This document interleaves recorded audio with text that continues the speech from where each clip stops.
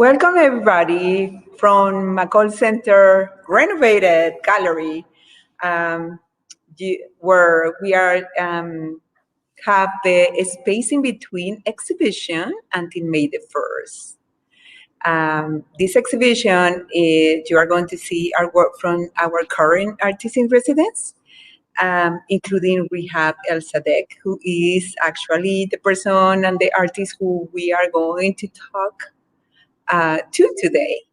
So today, we are talking to Rehab about her practice, the journey she has in her life, coming from Egypt and moving to Austin, Texas, and her experiences and how all these experiences actually um, help her and, give a lot of information for her artwork, to create her artwork. So welcome, Rehab. Oh, thank you, Claudia. Thank you for having me on the residency. It's a wonderful opportunity. So you're welcome. And, we are very excited to have you here, and we want to learn about you, your journey, and your ideas. Where are they coming from? Where are you from? How you started as an artist? So please share with us everything you want. Thank you. Okay. I'm ready to start with some images I got. That's where I am from most of my life. I lived in Alexandria, Egypt. This is like, you see the sea. So the city is open and very welcoming to different communities. Like I have Armenian friends and Greek friends, and the city has also these features like remains of different kinds of architectures. Architecture like, Italian, there's some French architecture. There is, as a coastal city, a Mediterranean city, it's full of energy, and I am a product of the 90s generation. So I studied art in the 90s, which was a privilege, because this time was like the art school was really open to everything and anything, and I learned a lot, and I was able from Alexandria to look to the world through books. So there was no internet or anything. We can go to the next slide. That's close to my grandma's house, and every time I go back to Egypt, this is a reminder for me that how I love how we can keep the old things to remind us of who we are, and our, the people who have done this are not gonna go, away ever, because there is remains of everything all over the place. It's kind of, for a lot of people, it's sad. For me, it's more like a break to the future. Next slide, please. So that's sugar sculptures that I made. Like, this was the last project before I leave Egypt. The last big project. This project was meant to go to Havana Biennial. It never happened. And then immigration came as an alternative idea, as my ex and I, as our son was born, we were thinking Egypt is starting to be, especially for an artist, and he wanted to continue with with a degree here. So we moved, and I didn't know much about the States, except that we can go to the next slide.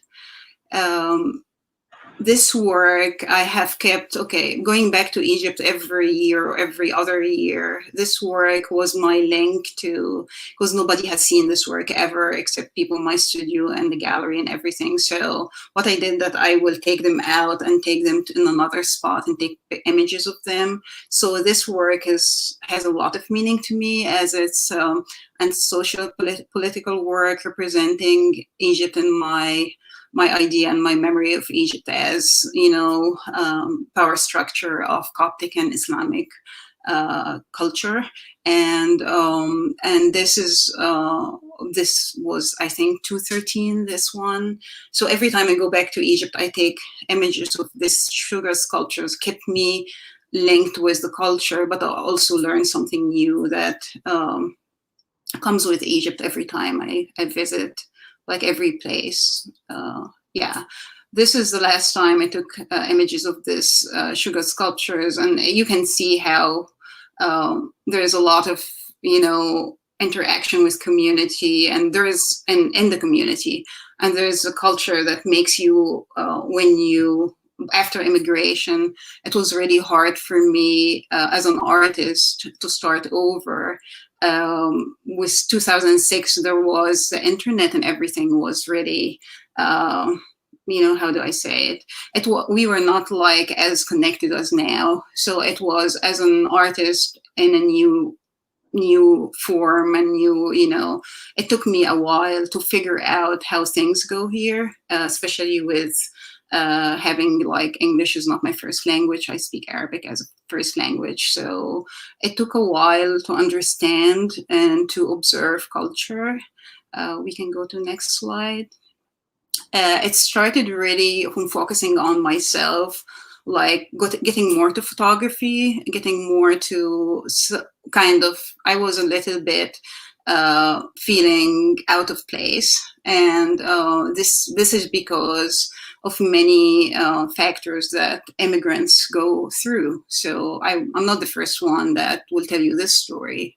I believe that everybody who moves to a new country, they don't know, your network, the culture, and everything is new. So it does make these challenges that I actually feel like it's a blessing because it brought me to be the person I am right now, who is being more tolerant, more observing to surroundings. Next slide, please. That's another photography, one of the photography. I have like hundreds and hundreds of them because that's what I was doing. I wasn't able to have a studio or anything because we were like under, I was under the F visa, like FB visa, which is like you can't work or you can't earn or you can't sell the artwork or anything. So the thing was like for me to keep me sane and also to think more that I also had, my kid was just a year old at this time. So it kept me going with hope that one day I'm going to be, back to work. And it actually was happening slowly, but I was reading, I was sketching, I was doing all the things that we did at quarantine kind of. But, it's, I kind of, I'm very proud of, not proud, proud is not the word, but I'm very, I feel like it was a very good thing that I've been through this in a lifetime, because it made things, even my perception of art is very different than before. Can we go to the next slide? So yeah, I started thinking about, well, I feel displaced. So how do I do about this? So I started this series took me like 4-6 years to work with these. So myself, this is going back to Alexandria, so to where it's called Back to the Museum. So where we used to do sketches at the Greco-Roman Museum. So that's kind of dreaming of placing yourself back to this a moment where you were in a different era or a different time, So a pleasant time that to keep you going. Next slide. That's everybody, if you see this one, that's the Unicorn in Captivity, or the Unicorn series. It's like the pastry series from early, the early century, and it's more like it's French Dutch, so it's there's one at the Metropolitan. There's different, like the unicorn, and I placed instead of the unicorn, I placed myself, and with hope that this dog was the rescue dog that's gonna rescue me. So I felt like fantasy and placing myself in this world helped me a lot to stay creative and also enjoy being kind of in a different head place or head. I don't know how you say it. So yeah, a head place, right? Maybe. Yeah. So we moved to Dallas. This was my first participatory art in Dallas. I thought about how to immediately, and this is after we had like a Tai Chi Kung Fu community that my son goes to the school. So everybody was like from different place. And I felt like this is really beautiful community to kind of bring people together through art. So there happened like few open studios through, or small exhibitions, and this one was in English because I wanted to communicate with people with their own language. I felt like I'm missing something. I wanted to communicate my own, but at this time I felt like it's very necessary to break through this kind of feeling different, because we all were different. There were like Chinese from Singapore. There was like friends from Malaysia. So everybody was from another place. So this was really, really helpful community for me. Even if it wasn't art community, it was this like, it's not less than being with artists, because everybody's creative in their own way, but the communication, the support is what we all need as artists and as humans. So next slide, please.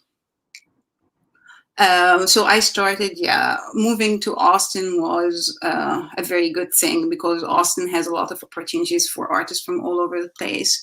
And finally, I got to have a chance to be having a solo exhibition. It was, I called it the Memory Palace, and a nonprofit here called Big Medium. And we did all what I felt free that I can use my own language as starting to connect with people. The writing you see here is Arabic coming from Italo Calvino's Invisible Cities, the novel at 72. And I've been reading a novel and kind of highlighting what I felt like this city represents something I wanted to go to, or it really reminds me of a place in Egypt or a place I visited in Europe, or, so I started translating the text and making my own text. Personalizing the text was helping me to get through the novel, like using the novel as a and the writer's methodology to make your own, like, construction of writing. So, which was covered, if we see the next one, is going to show more. So it's a pyramid structure. People, the Memory Palace was a place for people to get in my head,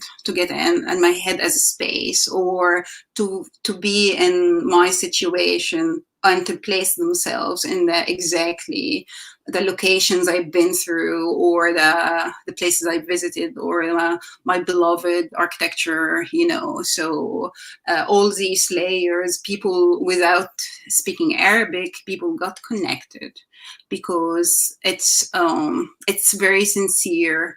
Everybody has a story. So as soon as you are through art, you're just I was very straightforward in this work, because I was waiting for a long time to be kind of connected with people in this way.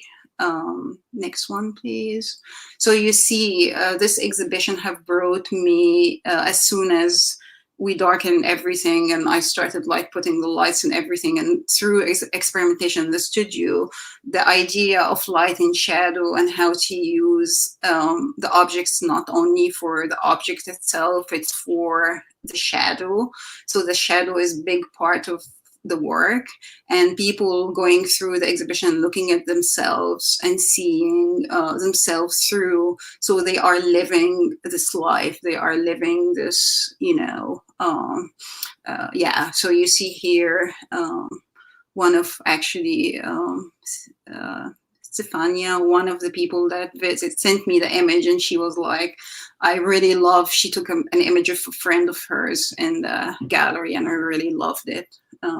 I loved how people got really connected with this work.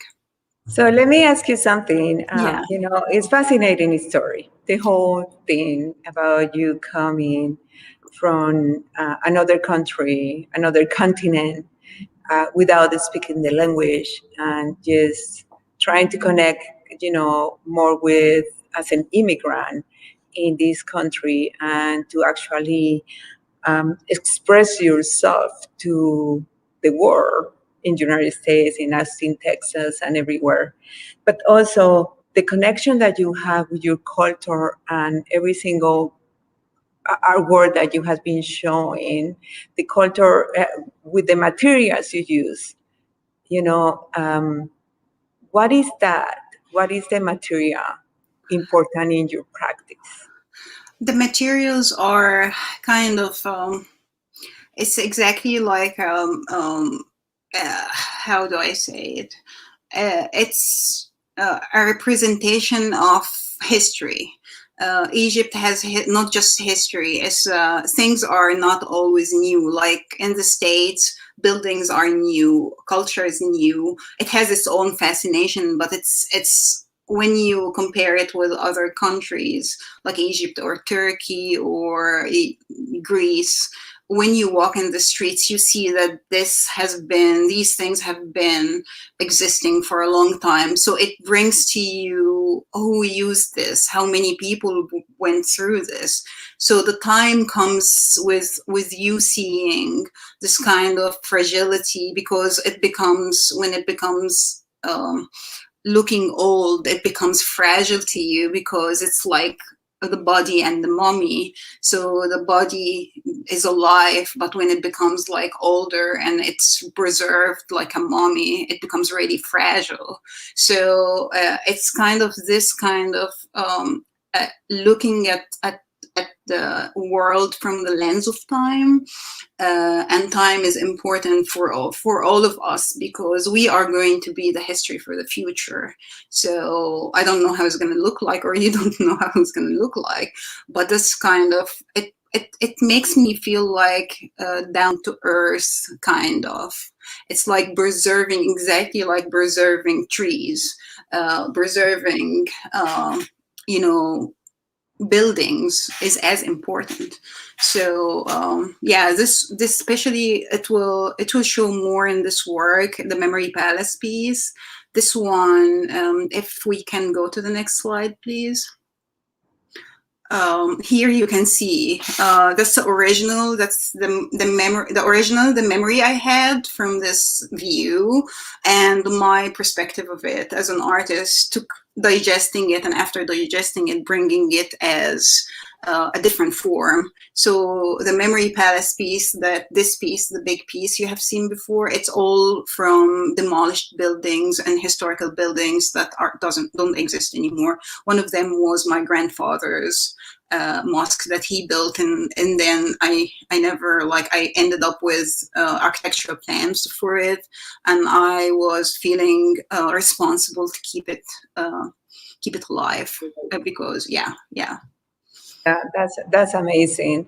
I also see that all these that you are talking about is related to the workshop that you created to imaginary cities, and how important it is for people to remember and to dream. And in that workshop that we have with people from Charlotte and Austin, Texas, actually people talk about the past, how important the past was. Yeah. So yeah, just wanted. It is. Okay. I was going to show a couple of slides of work right now, but yeah, we can go to the workshop. Okay. Okay, just two, because I know that people go to are asking what I was doing in the residency. So that's an early sketch of, yeah. So you see things are going more like more to different places using light and shadow, and the coming one, yeah, it's all like now I'm trying to create spaces with shadow. Are you using any of the artworks, any of the photograph that you actually, well, yeah, what everybody knows is that you are in Austin, Texas, having a version residency because of what we are living in during this time, and that you were actually very interesting in the in our building. Yes. And we were able to provide you with images. So that there are two questions here. Yeah. Any of those images inspire you? Yeah. And second, how is the virtual residency? The two before, if we go to before this, the one, no, another one, then another one. Before? It's the one before this. I'm sorry. That's, yeah, the arches here is coming from, I've started like dealing with arches. Yeah, this one. So lately, I have been like in early this year, I've been really interested in using arches, but I never figured out. But when I applied for McColl, I was like, really, I love the building. I love the history of the building. And I love how the building is still keeping its own form. As you see, it's renovated, but it's still keeping, you know, this kind of, values from before. So I used this kind of, the images you sent me of the remains of the building, I used as inspiration for textures for this work. This is actually really huge it's 8 by 6 feet. And the one after with the column with the arches, it's also coming from inspiration from the building, yeah, the McColl building. So how is this experience of having a virtual residency for you? It was wonderful. I mean, like, we can say it's very different than being in location, of course. It's been wonderful that you and Janelle, we could communicate always, and with, Sharon and Anna and Lorena. This gave us all, I believe, hope to the things are not going to stop, because we were not able to attend in the beginning because of restrictions. So it's a blast that we can continue, and we are supported by the center, and we are also supporting each other as artists. We all have to kind of get through this with our communities too. So it's great that it's different than being in location. I believe being in location would be so much different, and not better, but because that's what we have. So you made it really great for us. Thank you all, everybody, the staff, everybody. So what about we talk now about the workshop that we have a couple of days ago with people who, participated. Some guests from Austin, Texas, and some guests from Charlotte, North Carolina. And I want to actually thank all of them. So if you give me a minute, I just want to thank everybody, the moderator, Curt Gettman, Charis Blackmon, Tim Miner, Varsha Pradhan, Tara Barton, and Benson. So thank you, the six of you, for participating and helping in this and being part of that and this experience, which was wonderful. So, Raj, what are your thoughts about that? Yeah, I really loved it. It's the first time that this happened virtually. So it was also like, we weren't like, oh, it's an experiment. It's a wonderful experiment because imagining spaces together, you never have, everybody is different with their own culture and their own, perspective of life, or actually the experiences add to you. So it was really great to hear how everybody was responding to the questions. And those were like, when I had this in mind, I was like, it was going to be in a room and everybody will draw their own thing, and I'm going to be just jumping around, and we're going to be listening to Invisible Cities, like audio snips of the, just for inspiration. It came like, this came very different and very awesome. It's very inspiring too. So I'm thanking everybody too, and was wonderful. I hope you all enjoy it and hope we can do it again. Yeah, we want to see a little bit of clips of these workshops, so you guys get inspired, and also maybe you dream with us. And it looks like THIN, yes. And it looks like Charis got her hand up. Which one of those spoke to you? A sky city. A sky city. Fantastic. Can you tell us why that resonated with you?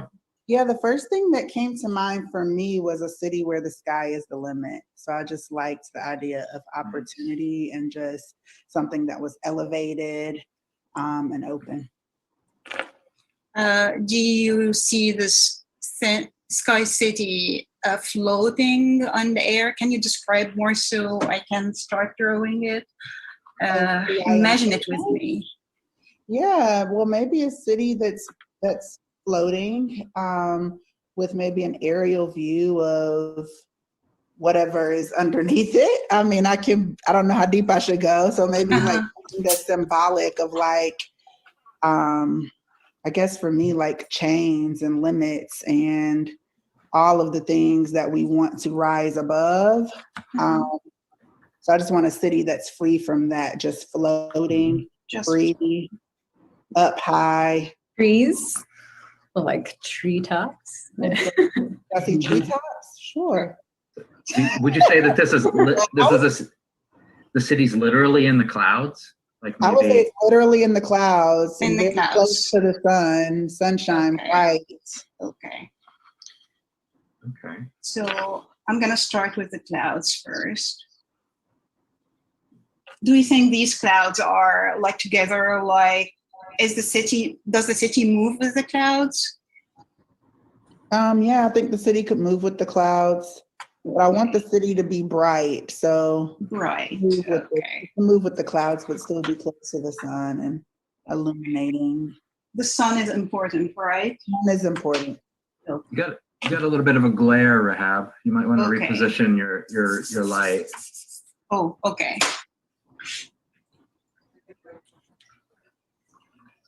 Okay, I think we might be ready for the next prompt. Is this better? Do you guys see this better? It looks fine to me. Okay. So we're talking about a bright city with the sun. Okay, here's the next prompt is, what time period do we want this to be occurring in? Is it now? Is it in the future? Or is it in the past? And this will inform maybe the level of technology people have, or how fantastical this is. Is this now? Is this in sort of a fantasy past, or is it in the far future? And Varsha, look like you got your hand up there. What do you think? Yes, I think in the future. In the future, okay. In the future, okay. How do you think the shape as a city, as a futuristic city, would be like? I think because of advanced technology and more futuristic, as in also the solar power, Yeah. for using solar power for many different things. The sun, I think, capturing the power of the sun, Okay. and with technology, I think it has to be a futuristic city.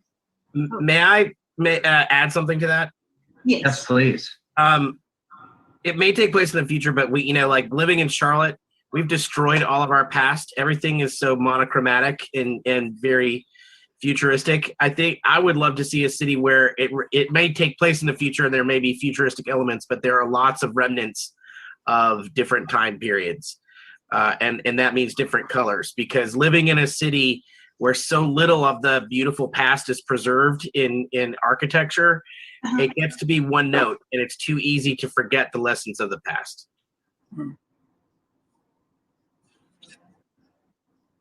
Yes. Okay, so it was part of a clip of part of the workshop that happened a couple of days ago. But I have a question from actually an artist in residence who is currently here in Charlotte, Anadine. So it is so interesting that your work deals so much with the idea of place, and now you are working virtually about the place you haven't been. Do you think that would impact your work, the idea of virtual space and our communal memories of a space when we are all insulated at home? Oh, Anna, I love you. Okay, it's a very good question. Okay, I think we all adapted through this year, because this year we are all have been in the same situation, that we are in our heads more. It's painful sometimes. I don't know how. Yeah, when I start, because I'm planning to go to Egypt in the summer, and when I go back to Egypt, how it's going to feel, because it's not the same vibe, because not everybody is the same in the same place. So, and how now when I visit places here, it's the dynamics are different. So the place for me, I think it's more, it's not just an empty form. It's more about how the vibe, the people, the things that the lights going through shadows of people going around and things like that. So I believe the virtual has more different layer. I don't know if this. It's really hard question, Anna. It's I believe it's a big challenge, but I believe I also we had to adapt to it. We have to use, I mean, like sometimes I feel like really limited in things, and it makes me kind of sad and angry. And I'm not the only one, of course, but it's kind of as we all grew up in this year, I think we have more white hairs, we have more, things are going to look different later. Is things are going to look, is these places I have visited or the places I'm going to create is different. I see my work is changing. I don't know if it's changing temporary or it's changing because I am changing and it's going to keep changing, evolving. It's like evolving, not changing. So I hope I answered because it's a really good question. So what else did you get from the workshop? What was the beautiful part that you get from this special workshop that was your first one? It was the first virtually and you were not in person. But maybe we want to see a little bit of the workshop at the end when you talk about it. And yeah, it would be great, right? Yeah, I believe the thing is, I do believe it needs to happen more than once, with different groups, different even age. Like I can imagine like age groups, like people more like seniors or, you know, young adults. Things are gonna be different. So I'm really, it got me really excited to do more. I don't know if it's gonna stay virtual, or because virtually I can even really, like, you know, my friends in Amsterdam or, you know, in Egypt, or we can go beyond place. So I'm really excited about doing more, even if it's very different than what I had in my head, but it's really beautiful experience. So we are going to Thanks watch, for the participants. Yeah. I think we are going to watch another clip so people have a better understanding of everything that happened that day. By like positive energy. Can our Yes. city be manifested? Like, can people think a thought and the city manifests there based on their need? Yes. Yeah. You just made it so. Maybe like whatever is like dropped down so that you can climb up to this city could somehow generate energy also. I don't know. All right, I got a big one here. Are we ready to name this, or do we want to wait a little bit? What's the name of our city? Well, I'm going to circle back on that one. Keep it in Sun mind. City? What's that? Do we have one? Sun City. Sun. I like it. We live in a world without trademarks. Tell us what you were thinking with that.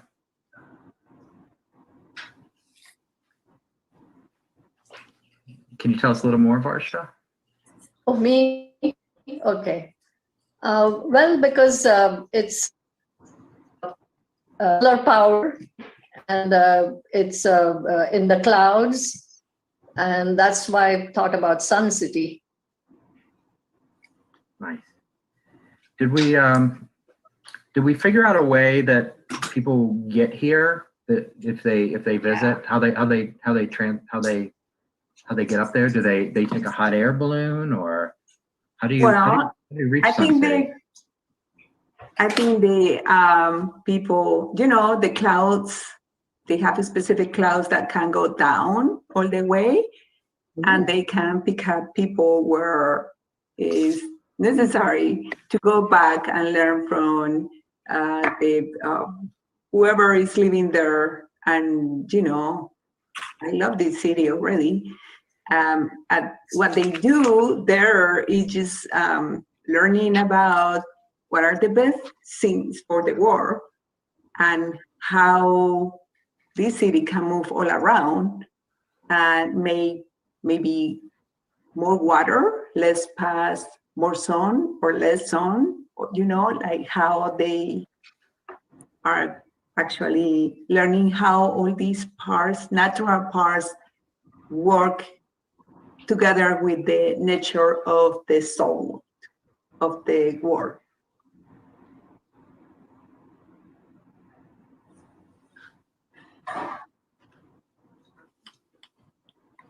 Okay, Rehab, amazing, the drawings that you were creating.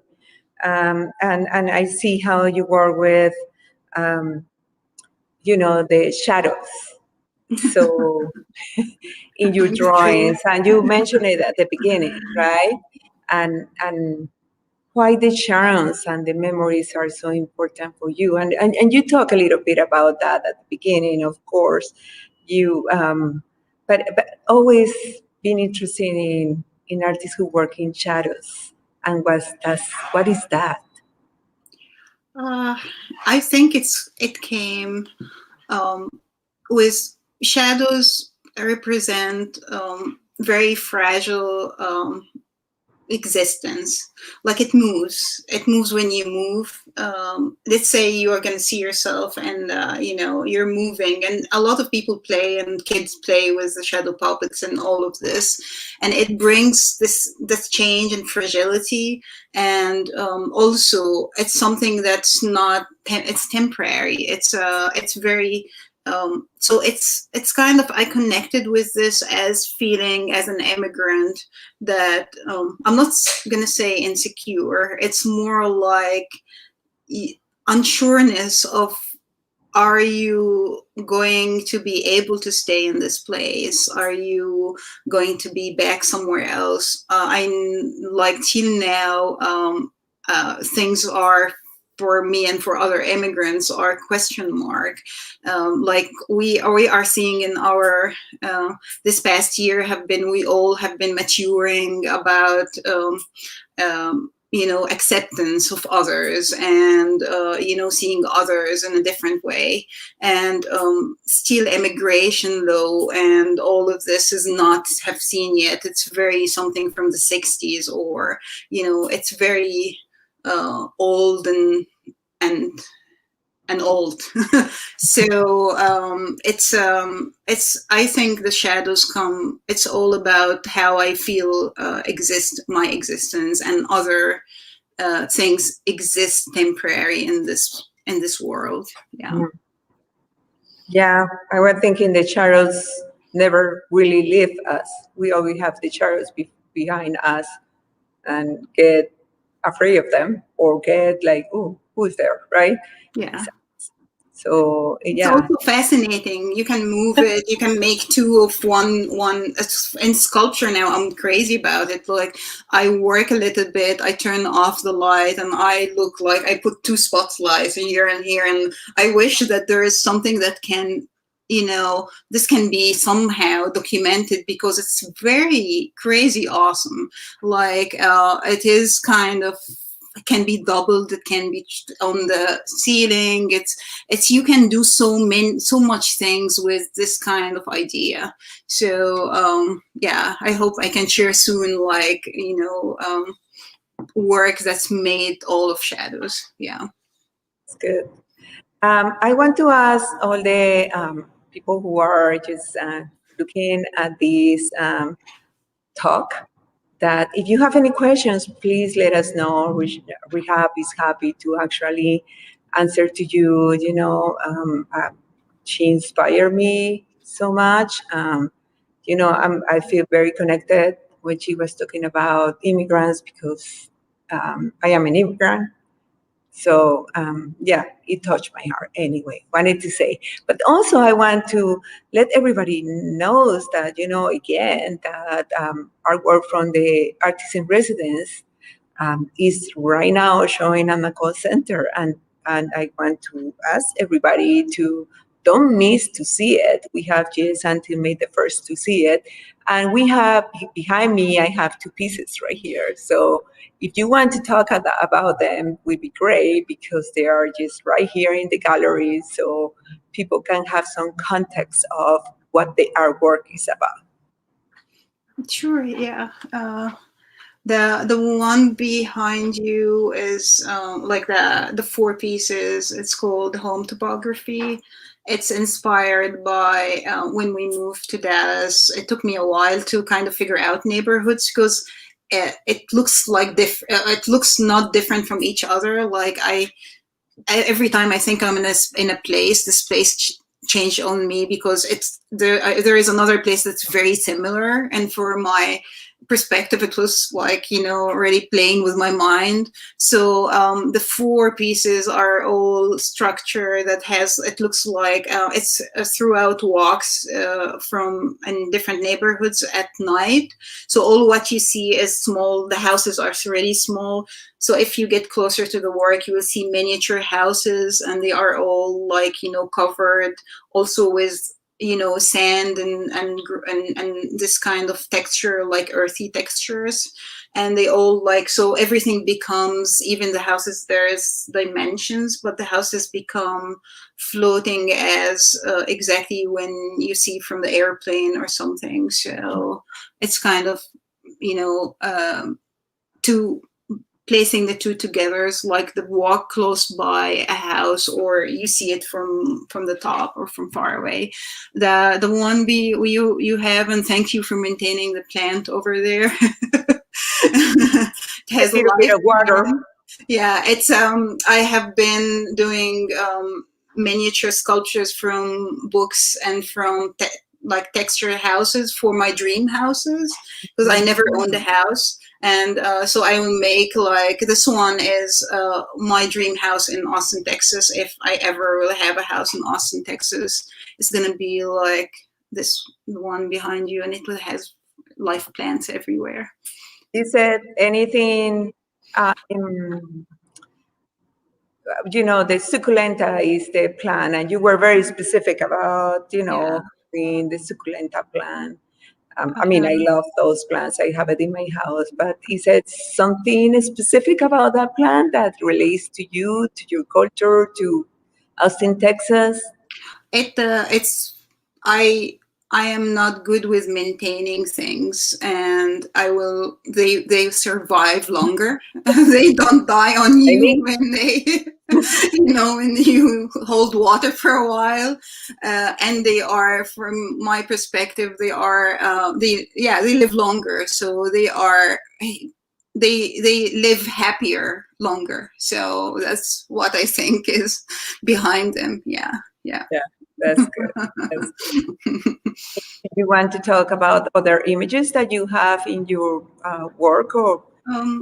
I think we covered everything. I'm just like excited to see questions. If people please, text us, or if people have questions later, I would love, please go see the exhibition. Amazing artists, like, incredible artists to work with. And McColl is a great place to go. And also, if people can drop later, on McColl, you know, if you have any questions for me about work, or, you know, just, you can contact McColl Center. Yeah, that's good. You show some of the images of the artwork you have been creating later, you know, during the residency. And can we talk a little bit more about them, and how it has been changing your practice, and how it reflects in the artwork that you are creating right now? It's again going through, being without people and escape, kind of. I believe it is.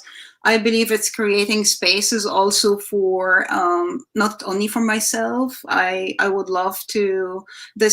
I'm trying to mix. The Memory Palace was more about Egypt because it was personal work, but this work is more, and this work coming after the, after the isolation, also after I have had another solo exhibition called Transient, and it was like I worked with 8 immigrants, and we have recorded questions from them, like answers of how you feel safe, how do you feel about, you belong, which is the place. It's more about residential places, and how people responded was amazing. And we had made a sound piece out of it, and with an installation that looks like a waiting room. It's exactly like the waiting room in the airport. So this work, when this work happened, it was the exact opposite of being personal. It was social practice piece, because there was a community room where people responded, and we had about 800 responses, because it was happening in the Austin Studio Tour, where it's self-guided, event that everybody's out seeing art for 2 weekends.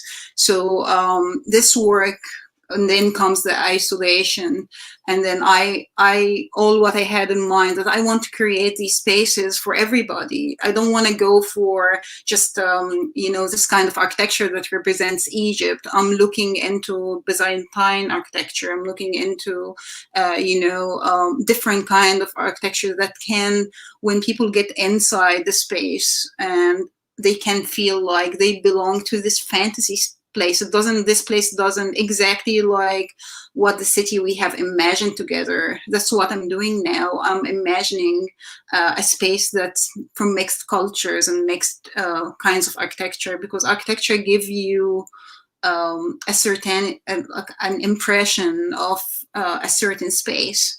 So when you see the pyramid, you always connect with Egypt. Mhm. So when you see the arches, like the Byzantine arches or the Greco-Roman, it comes to you, Italy, Spain, that's Islamic also comes, in different. So this kind of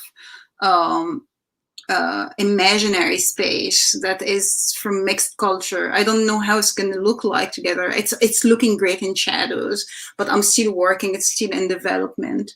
So I'm grateful that I had support from McColl, and there is I can work and I can develop these works for this period that after we all couldn't do anything. So yeah, it's great.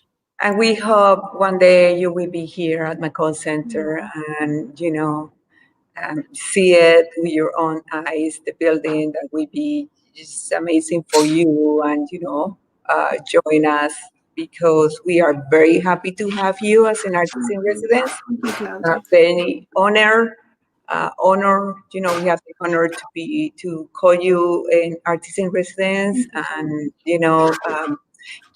everybody, you can see the artwork from Rehab in our website. Please visit us in the website.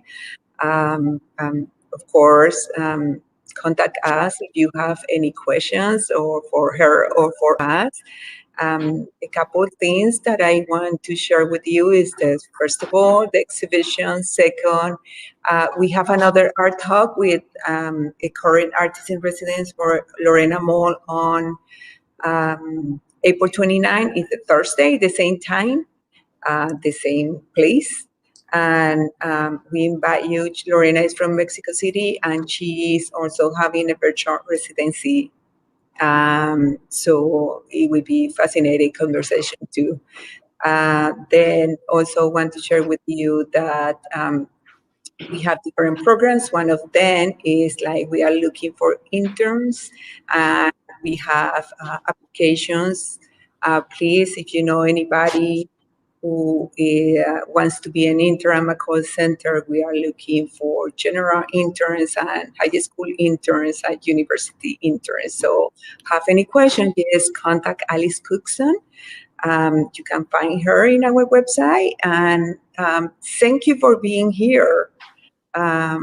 Rehab, and also everybody who was part of this conversation. And we want your support, because without your support, we cannot make it. So we have this incredible program, Igniters, that you can actually start to be a member for very minimal amount of money a month.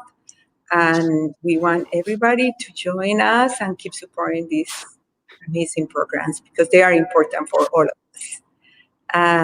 Thank you so much, and we see you next Art Talk. Thank you, Claudia. Thank you, Rehab. Thank you.